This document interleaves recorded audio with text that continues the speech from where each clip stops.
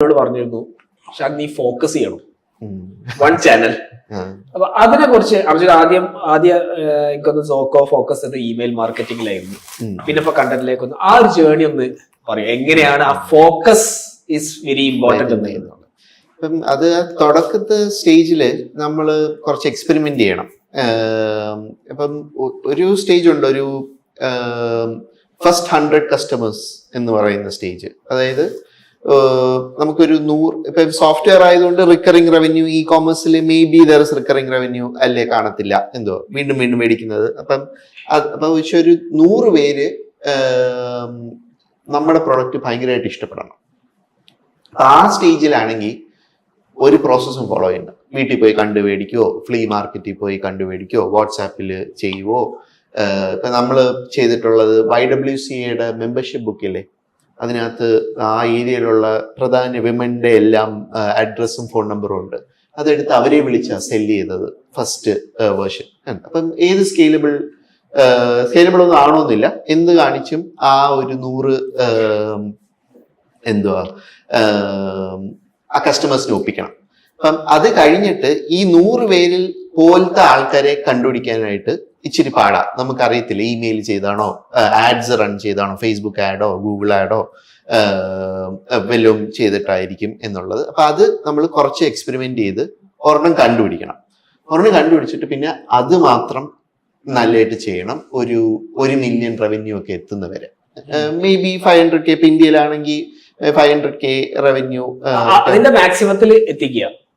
ഒരു നമ്മുടെ product repeated ആയിട്ട് വിൽക്കാം, നമ്മുടെ വെബ്സൈറ്റ് ഫിഗർ ഔട്ട് ചെയ്ത്, കാശ് മേടിക്കുന്നത് എങ്ങനെയാണെന്ന് ഫിഗർ ഔട്ട് ചെയ്ത്, പാക്കേജിങ് ഫിഗർ ഔട്ട് ചെയ്ത്, ബ്രാൻഡിങ് ഫിഗർ ഔട്ട് ചെയ്ത്, അതിനിടയ്ക്ക് വേറൊരു ചാനല് പോയി ആലോചിക്കാനുള്ള സമയവും ബാൻഡ്വിഡ്ത്തും ആർക്കും കാണത്തില്ല.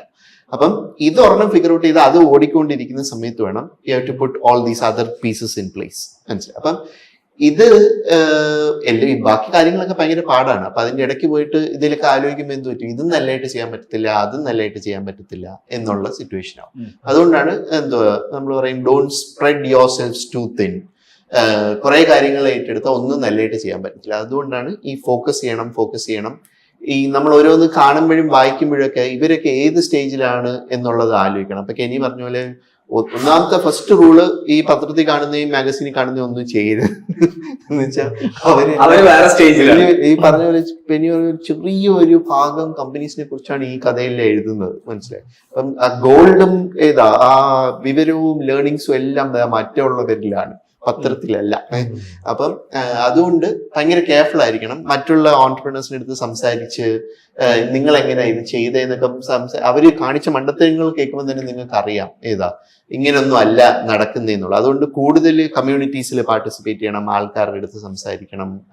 അങ്ങനെ ഈ ആവശ്യമില്ലാത്ത കാര്യങ്ങൾ ആവശ്യമില്ലാത്ത സ്റ്റേജസ് ചെയ്യരുത്. അപ്പൊ അതുകൊണ്ട് ഈ ഫോക്കസ് ചെയ്യണം എന്ന് പറയുന്നത്.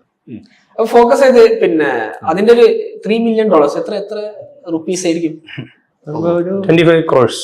25 crores വരെ സോക്കോ. അത് എന്നാലേ മനസ്സിലാവുള്ളൂ. 25 crores വരെ വെറും ഇമെയിൽ മാർക്കറ്റിംഗ് വെച്ച് ഇയർലി നിങ്ങൾ എത്തി. ഇയർലി. അപ്പൊ ഇപ്പൊ അതിന്റെ വെടി തീർന്നോ ഇമെയിൽ മാർക്കറ്റിംഗ്? അപ്പം ആ സമയത്ത് ഇപ്പം പറഞ്ഞില്ലേ, ഇങ്ങനെ കസ്റ്റമേഴ്സ് നമുക്കൊരു 50 പെയിങ് കസ്റ്റമേഴ്സ് എല്ലാ മാസവും കിട്ടിക്കൊണ്ടിരിക്കും. അപ്പൊ പിന്നെ അതിനകത്ത് പിന്നെ പോയി ഒന്നും ചെയ്യേണ്ട ആവശ്യമില്ല. ഈ 50 പേരെ കിട്ടിയ ഇനിയും ചെയ്യേണ്ട ഇതെന്ന് പറഞ്ഞാൽ 50 പേര് നിൽക്കുന്നോ എന്ന് നോക്കണം. 50 പേര് കിട്ടിയിട്ട് കാര്യമില്ല, അവര് 12 മാസത്തിൽ കൂടുതൽ നിർത്തണം നമ്മുടെ കമ്പനിയിൽ, റിപ്പീറ്റഡ്ലി പേ ചെയ്യണം. അല്ലെ ഇപ്പൊ ഇ കോമേഴ്സ് ആണെങ്കിൽ 50 പേര് വന്ന് റിപ്പീറ്റ് പർച്ചേസസ് നടത്തുന്നുണ്ടോ എന്നുള്ളത്, അല്ലെ അവരുടെ പുതിയതായിട്ട് വരുന്ന കസ്റ്റമേഴ്സിന്റെ ആവറേജ് ഓർഡർ വോളിയം കൂടുന്നുണ്ടോ, അങ്ങനെയൊക്കെ നോക്കാം. എന്ന് വെച്ചാൽ നമ്മൾ ഈ ചെയ്ത കാര്യം കറക്റ്റ് ആണ്, അപ്പൊ അത് എക്സ്പാൻഡ് ചെയ്യാൻ പറ്റുന്നുണ്ടോ എന്നാണ് നോക്കുന്നത്. ഇപ്പൊ സോഫ്റ്റ്വെയർ കമ്പനി ആണെങ്കിൽ 12 മാസം അവർ റിപ്പീറ്റഡ്ലി പേ ചെയ്യുന്നുണ്ടോ, ഇ കോമേഴ്സ് ആണെങ്കിൽ റിപ്പീറ്റ് പർച്ചേസ് നടത്തുന്നുണ്ടോ, അതാണ് നോക്കുന്നത്. അപ്പം അത് ചെയ്യാതെ കൂടുതൽ പേരെ പിടിച്ചുകൊണ്ടുവന്ന നമ്മുടെ പൈസയും മാർക്കറ്റിംഗ് ഡോളേഴ്സും എഫേർട്ടും ഒക്കെ വേസ്റ്റ് ആകും. ഒരു ബക്കറ്റാണ് നമ്മുടെ ബിസിനസ് എങ്കിൽ മേളിൽ നിന്ന് ഇങ്ങനെ ഒഴിക്കുമ്പോൾ താഴേക്കട ഒലിച്ചു പോന്നു എന്നാണ്. ആ സാധനത്തിൽ എത്ര ഒഴിച്ചാലും കാര്യമില്ല, താഴത്തെ ഹോള് ഫിക്സ് ചെയ്യാതെ നമ്മളിങ്ങനെ ഭയങ്കര ബിസിയാന്ന് തോന്നും. എല്ലാവരും അവരുടെ ജോലി രാവിലെ എണീച്ച് ചെയ്യുന്നുണ്ട്, പക്ഷെ ബിസിനസ് വളരത്തില്ല. കാരണം ഇവിടെ വലിയൊരു ഹോളുണ്ട്. മനസ്സിലായി? അപ്പം അതുകൊണ്ടായി അതിനെ ലീക്കി ബക്കറ്റ് പ്രോബ്ലം എന്ന് പറയുന്നത്. അപ്പൊ എങ്ങനെ ഒരു 50 പേരെ കൊണ്ടുവന്നല്ലോ, 50 പേരെ റീറ്റെയിൻ ചെയ്യാൻ പറ്റാത്തവര് they don't have the right to go and spend marketing dollars, advertise. അവര് ഏൺ ചെയ്തിട്ടില്ല ആ റൈറ്റ്. ഞങ്ങൾക്ക് അതില്ലായിരുന്നു. അതുകൊണ്ടാണ് ഇപ്പൊ 6 മാസം മുമ്പേ ലിങ്ക്ഡിനിൽ ഞാൻ പോസ്റ്റ് ചെയ്യത്തില്ല, ആഡ് റൺ ചെയ്യത്തില്ല, ഒന്നും കണ്ടിട്ടില്ലല്ലോ ചെയ്യുന്നത്. അപ്പം ഞങ്ങൾക്ക് ഇപ്പം 80% റിട്ടൻഷൻ അപ്രോച്ച് ചെയ്യാൻ തുടങ്ങി. അതായത് നമ്മൾ 100 പേർക്ക് ഇന്ന് വിറ്റ 12 മാസം കഴിഞ്ഞ് അതിൽ 80 പേരും നമ്മുടെ കസ്റ്റമേഴ്സ് ആയിരിക്കും എന്നുള്ള എന്തോ ഉണ്ടാക്കി അവര് ഉപയോഗിക്കുന്നുണ്ട്. 12 മാസം തുടർച്ചയായിട്ട് പേ ചെയ്യുന്നുണ്ട്. ആ സ്റ്റേജ് എത്തിയല്ലോ. ഇനി എന്റെ ജോലിയാണ് കൂടുതൽ ആൾക്കാരെ ബക്കറ്റിലോട്ട് കൊണ്ടുവരിക. അപ്പൊ എനിക്കറിയാം ആ ഹോള് വളരെ ചെറുതാണ്, 20% ലീക്കുള്ളൂ, അവിടെ വരെയൊക്കെ എത്തത്തുള്ളൂ, ഫുള്ളി അടയ്ക്കാനൊന്നും പറ്റുന്നില്ല. അപ്പൊ അതും കുറെ നാൾ ചെയ്തുകൊണ്ടിരിക്കരുത്. അപ്പൊ അതും സ്വിച്ച് ചെയ്യണം. അത് നമുക്ക് അറിയാം. അപ്പൊ അതൊക്കെ എങ്ങനെയാണ് അറിയാൻ പറ്റുന്നത്? അതായത് ഇവിടെ എത്തിയിട്ട് okay now I am ready for it, അതാണ് ഈ വൈസിയിലൊക്കെ കയറിയാലല്ലേ ഗുണം. അപ്പം വൈസി സ്പെസിഫിക്കലി നമ്മുടെ ആദ്യത്തെ സെഷൻ വൈസിയില്, ഇപ്പം വൈസിയില് കയറുമ്പോൾ പല സെഷൻസ് ഉണ്ട്, ഓരോരുത്തർ അവരുടെ നോളജ് ഷെയർ ചെയ്യുന്നത്. അതില് രണ്ടാമത്തെ സെഷനാണ് ബ്രൈൻ ചെസ്കി, എയർബിഎൻബിയുടെ ഫൗണ്ടറോ സ്ട്രൈപ്പിന്റെ ഫൗണ്ടേഴ്സോ ഒക്കെ വന്ന് സംസാരിക്കുന്നത്. ആദ്യത്തെ സെഷൻ എന്തോന്ന് അറിയോ? റിട്ടൻഷൻ. റിട്ടൻഷൻ ഇല്ലെങ്കിൽ പിന്നെ ബ്രൈൻ ചെസ്കി പോലും നിങ്ങളെ രക്ഷപ്പെടുത്താൻ പറ്റത്തില്ലെന്നാണ് അവർ പറയുന്നത്. റിട്ടൻഷൻ എന്ന് പറഞ്ഞാൽ പിൻട്രസ്റ്റ് എന്ന് പറഞ്ഞ കമ്പനിയിൽ റിട്ടൻഷൻ ചെയ്തുകൊണ്ടിരുന്ന ഡേറ്റ സയന്റിസ്റ്റ് വന്നിട്ട് നമുക്ക് കാണിച്ചു തരും ഇത് എങ്ങനെ മാത്തമാറ്റിക്കലി മെഷർ. ആരുടെ ഒപ്പീനിയൻ ഒന്നും അല്ല ഇത്. ഇതില്ലെങ്കിൽ നിങ്ങൾ എന്ത് കളിച്ചിട്ടോ ഒരു കാര്യമില്ല. അത് ആ കമ്പനി ഫെയിൽ ചെയ്യും. എത്ര രൂപ റൈസ് ചെയ്താലും നിങ്ങൾ ഫെയിൽ ചെയ്യും. അപ്പം എസെൻഷ്യലി അത് നോക്കുന്നതെന്ന് പറഞ്ഞാൽ ഒരു ചാർട്ട് വരയ്ക്കും. ഈ മാസം 100 പേർക്ക് വിറ്റു. ഇത് സോഫ്റ്റ്വെയറിന്റെ കാര്യമാണ്, ഇ കോമേഴ്സ് പ്രൊഡക്റ്റ് വിൽക്കുന്നതല്ല ഈ പറയുന്നത്. അപ്പം ഈ മാസം നിങ്ങൾ 100 പേരെ കൊണ്ടുവന്നു, അടുത്ത മാസം ആകുമ്പോൾ കുറച്ച് പേര് കളഞ്ഞിട്ട് പോകും. എന്തുവാ, എല്ലാ ബിസിനസ്സിലും അങ്ങനെയാണ്. അപ്പം ഒരു 90 മാർക്ക് ചെയ്തു ചാർട്ടിൽ. 9 അടുത്ത മാസം എത്ര പേര്, 100 പേര് കൊണ്ടുവന്നതിൽ എത്ര പേരുണ്ട്? 90 ഉണ്ട്. ഒരു മാസം കൂടെ കഴിയുമ്പോൾ കുറച്ച് പേരും കൂടെ പോകും, 80 എന്ന് വിചാരിച്ചു. അപ്പൊ അങ്ങനെ ഓരോ മാസം ഈ ഒറിജിനൽ കൊഹോട്ട് എന്ന് പറയും ആ കൊണ്ടുവന്ന സെഗ്മെന്റ് ആൾക്കാരില് ഓരോ മാസം ചാർട്ട് ചെയ്ത് ആ ലൈൻ ഇങ്ങനെ താഴും. നല്ല ബിസിനസ് ആണെങ്കിൽ ഒരു പോയിന്റിൽ അതങ്ങ് ഫ്ലാറ്റ് ലൈൻ ചെയ്യും. അതായത് 11ാമത്തെ മാസം 40 ഉണ്ട്, 12ാമത്തെ മാസം 40 ഉണ്ട്, 13ാമത്തെ മാസം 40 ഉണ്ട്, പിന്നെ ആരും പോകുന്നില്ല. അപ്പം കുറഞ്ഞു വന്ന് നമ്മൾ ഫ്ലാറ്റ് ലൈൻ ചെയ്തു. അപ്പം ഐഡിയലി കുറഞ്ഞു വന്ന് ഒരു 80% അവിടെയൊക്കെ ഫ്ലാറ്റ് ലൈൻ ചെയ്യണം. 10% അവിടെ ആണെങ്കിൽ നിങ്ങൾക്കൊരു ബിസിനസ് ഉണ്ട്. 10% ഇല്ലെങ്കിൽ നിങ്ങൾക്ക് ബിസിനസ് ഇല്ല. ഏതാ ഒന്നും eventually if you wait long enough 15 മാസത്തെ എല്ലാവരും പോയി കിട്ടുമെന്നുണ്ടെങ്കിൽ നിങ്ങൾ ഒന്നും ചെയ്തിട്ടില്ല. നിങ്ങൾ എന്തൊക്കെയോ ചുമ്മാ രാവിലെ എണ്ണിച്ച് എന്തൊക്കെയോ കോഡ് ചെയ്ത് അവിടെ ഇവിടെയൊക്കെ ഇമെയിൽ അയച്ചു, കുറെ ആക്ടിവിറ്റി ഒക്കെ ചെയ്ത് ഗുഡ് ലക്ക്, ആരുടെയോ കാശ് റേസ് ചെയ്ത് എല്ലാം സ്പെൻഡ് ചെയ്തു, ഒന്നും നടത്തിയിട്ടില്ല. മനസ്സിലായി? അപ്പൊ 10% ആണെങ്കിൽ എനിക്ക് ജയിലിൽ പോകാതെ പറയാൻ പറ്റും. എന്തുവാ stay out of jail qualify ചെയ്തു നിങ്ങൾ. എന്തുവാ ഉണ്ട് എന്തൊക്കെ ഉണ്ടാക്കി വളരെ നല്ല ലെവലൊന്നും അല്ലെങ്കിൽ പാസ് മാർക്ക് കിട്ടി. അപ്പം ഇങ്ങനെ മുകളിലോട്ട് പോകും തോറും 10, 20, 30, 80 ആണെങ്കിൽ നിങ്ങൾക്ക് ഡിസ്റ്റിങ്ഷൻ ആണ്. നിങ്ങൾ അടിപൊളി ബിസിനസ് ബിൽഡ് ചെയ്തു. അതിന്റെ ഒരു ഗുണമെന്ന് പറഞ്ഞാൽ ഇത് ലോകത്തുണ്ടാക്കാൻ ഭയങ്കര പാടാണ്. എന്തോ ഒരു സാധനം ചെയ്ത് ആരെങ്കിലും കൊണ്ടുവന്ന് ഉപയോഗിപ്പിച്ച് കാശ് മേടിച്ച് 80% ആൾക്കാരും കാശ് വന്നുകൊണ്ടേയിരിക്കുക. ഇതുകൊണ്ടാണ് ഈ സോഫ്റ്റ്വെയർ ബിസിനസ്സിന് ഭയങ്കര മൾട്ടിപ്പിൾസ് കിട്ടുന്നത് മേടിക്കണമെങ്കിൽ.